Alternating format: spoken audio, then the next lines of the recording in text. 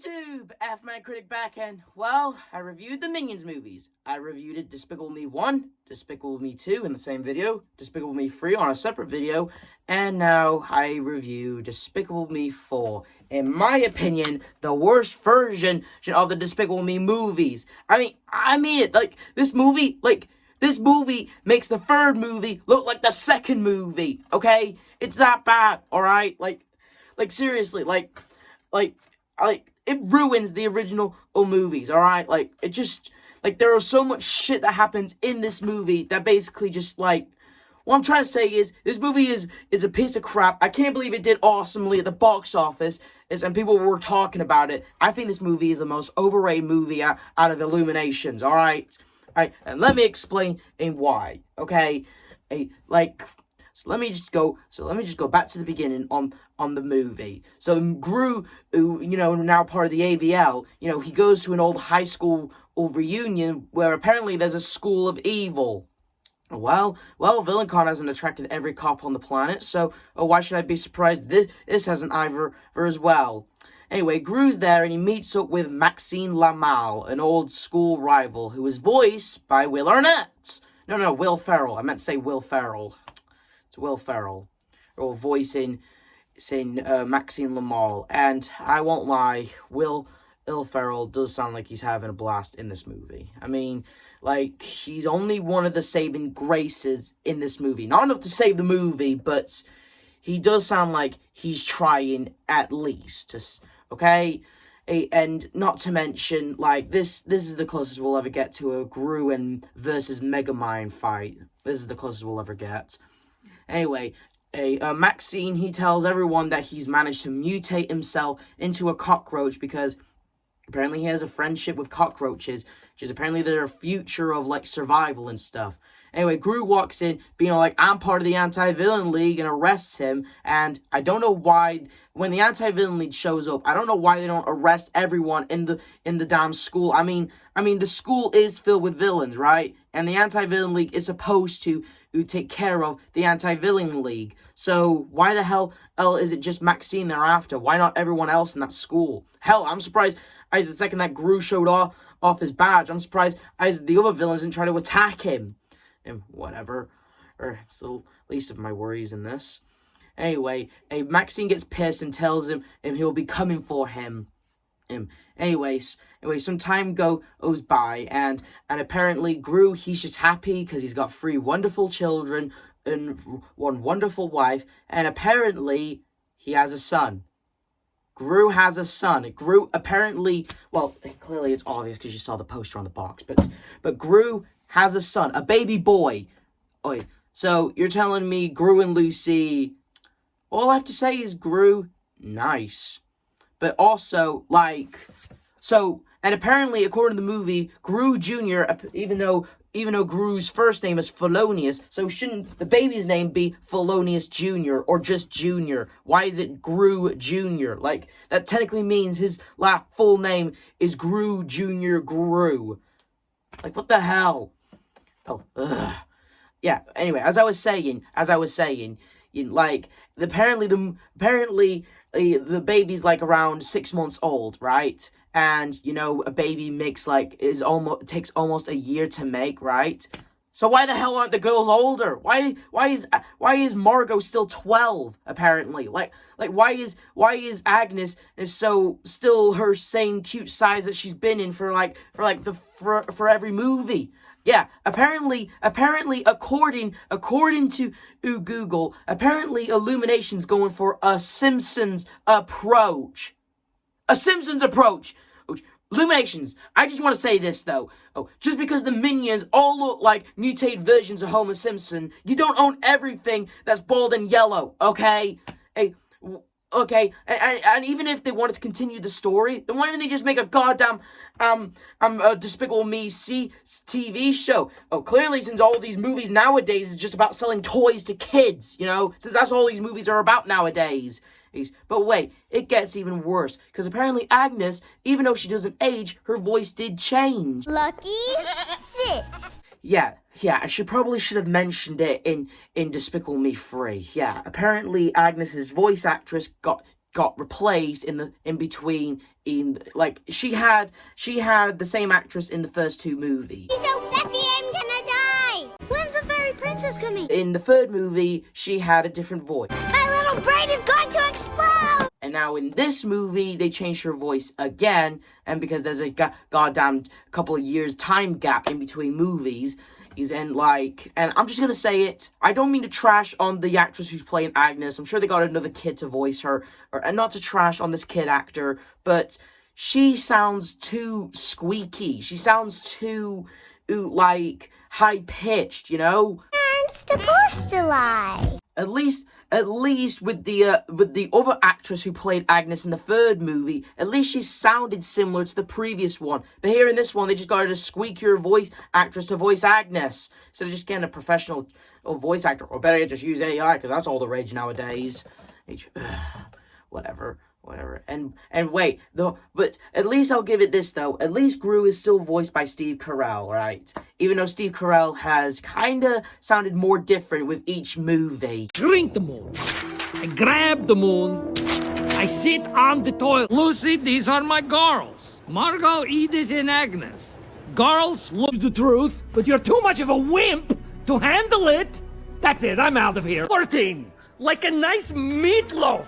I'm pretty delicious. I don't know if that was intentional or because Steve Carell has been getting older, but yeah, Gru just sounds just freaking weird in this movie, okay? He really does, okay? Moving on.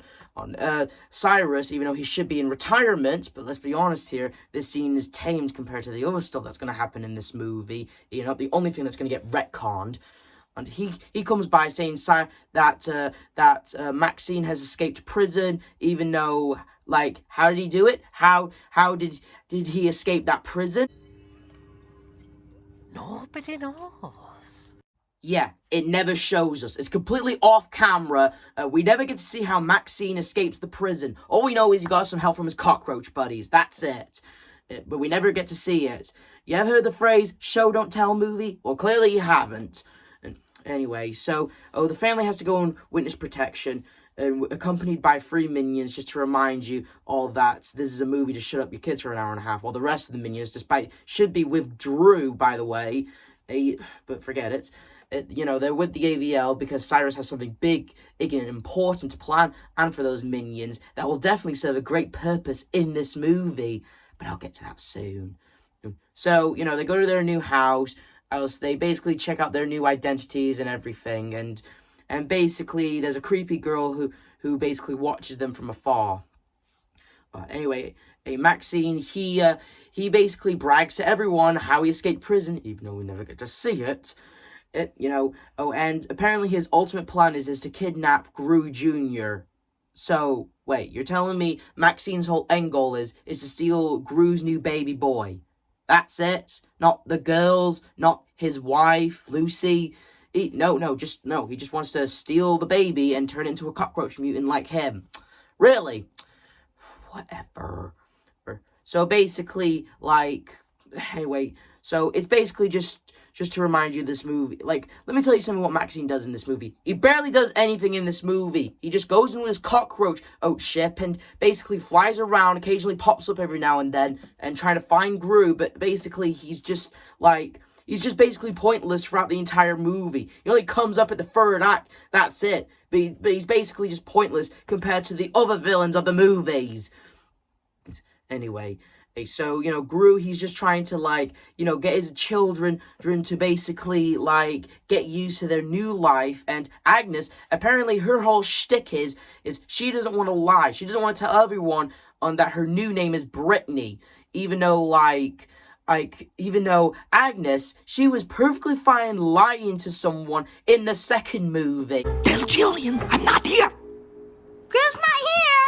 Are you sure? Yes, he just told me. Mm-mm. No, he didn't just tell me. But apparently, in this movie, she doesn't want to lie. Whatever. So basically, Gru drops Margot to school, and basically, Lucy, she's trying to be a hairstylist. Listen, we get introduced basically to the Karen of the movie. I have a hair emergency, people. What's her name?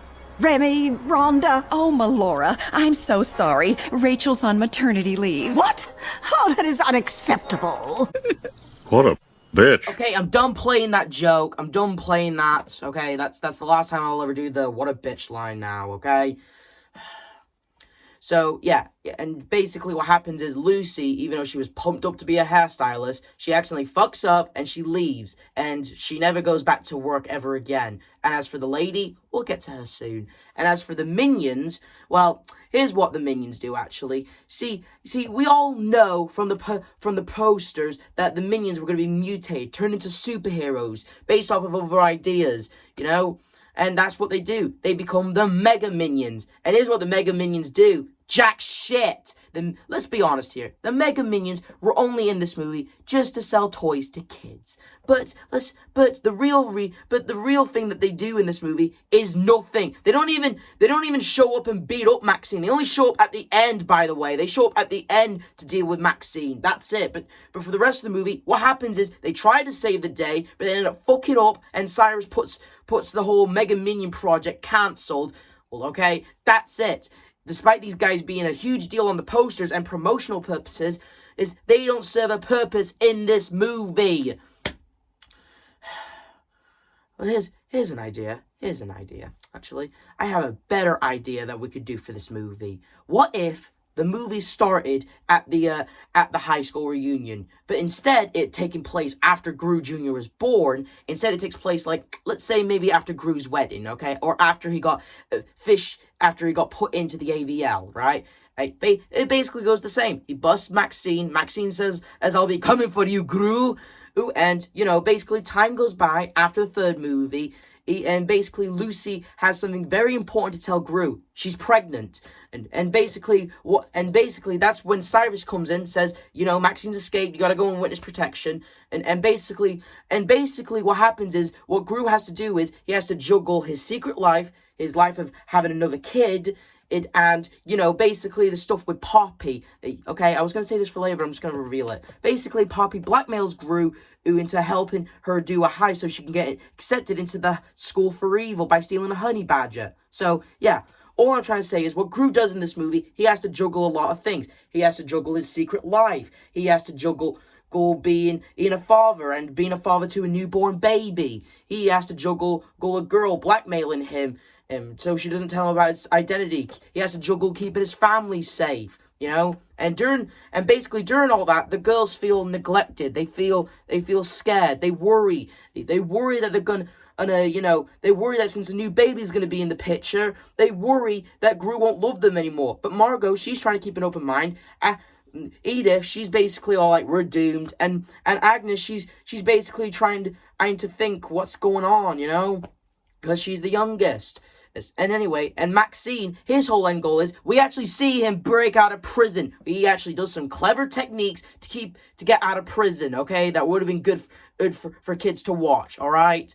And basically what Cyrus does is he does use the Mega Minions, and what the Mega Minions do, they try to fall off Maxine, okay? Like during every time when Maxine is close to finding Gru, the Mega Minions thwart him and force him to retreat. But during all that, he actually finds the girls, mutates them, turns them into cockroach mutants, and basically during that entire stuff with the heist, Gru, he actually has a bit of respect for Poppy, and it reminds him his relationship with the girls.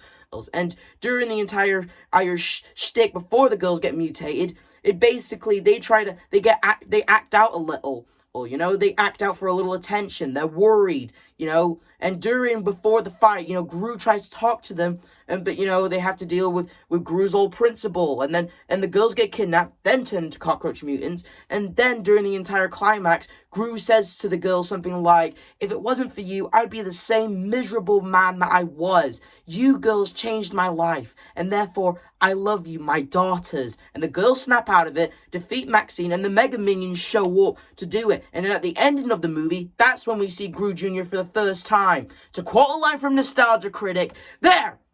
I fixed the movie, combining new elements with old elements and furthering the idea." But no, Instead, we got this crap, okay? Instead of telling a heartwarming story about family, instead we just get silly antics, forgettable stories, and just, like, for example, when Margot goes to school, apparently someone put a glitter bomb in her locker, and she tells Gru about it, and Gru doesn't do anything about it, despite him freezing her ex-boyfriend in the second movie. And as for Margot and Agnes, as for Edith and Agnes, they go to karate, and their sensei is kind of a dick. There's no can't in karate! 10 push-ups after class! To quote a line from Osmodeus, You better back the fuck up! yeah, this guy is kind of a dick, okay? And what happens is Edith beats him up, breaks his pinky toe, just to defend for her sister, which I won't lie, this scene was actually pretty sweet, okay? But after when he broke their sensei's pinky, we never hear about it again. No, it doesn't come back later. It doesn't come back later to bite someone in the ass. No, that never gets brought back up again. But wait, there's more.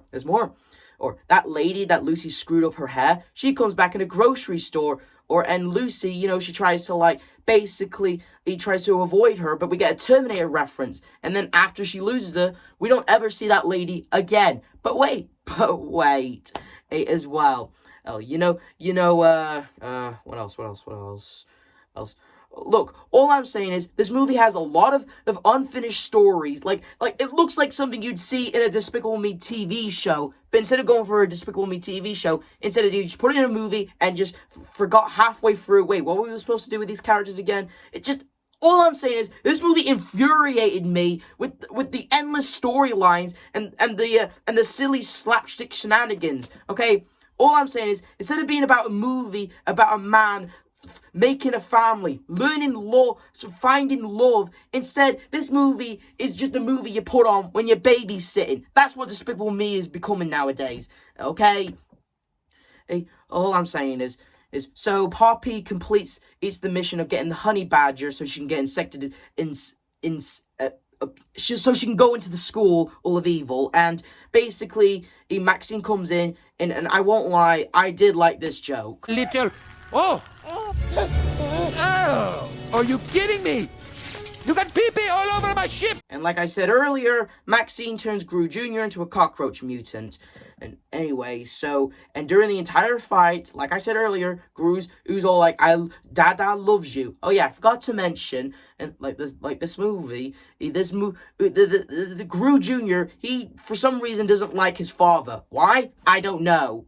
Oh, for some strange reason, and Gru Jr. hates his dad, but somewhere halfway through the movie, he actually starts to like his dad. And it's because of Gru's love of Gru Jr. breaks out of his cockroach mutant and starts fighting back with Maxine.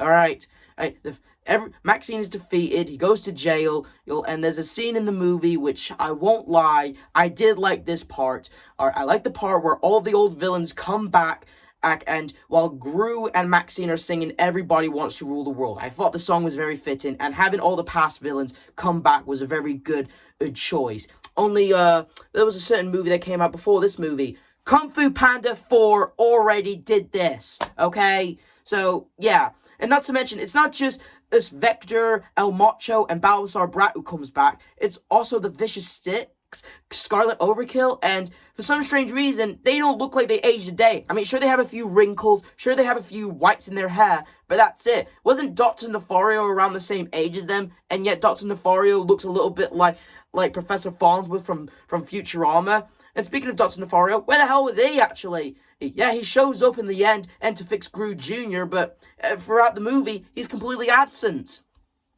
And just like the unfinished storylines.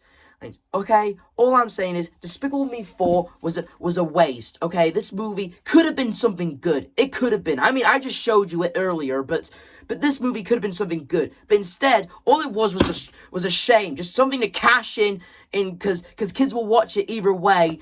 And basically, instead of being about a movie about a man making a family and having love, instead it's just a movie you put on when you're babysitting or if you don't want to talk to your kids for an hour and a half, okay?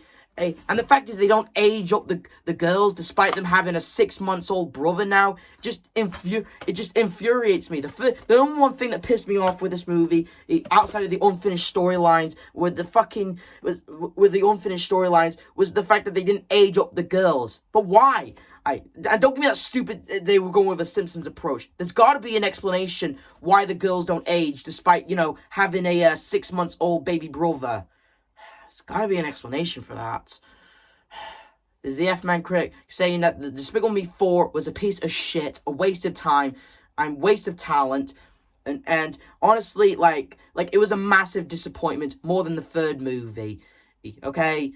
It goes out of your way to piss you off, and I hated it. And I just wanted to ugh. So, and I'll see you guys next time. And there's got to be a reason why the girls don't age.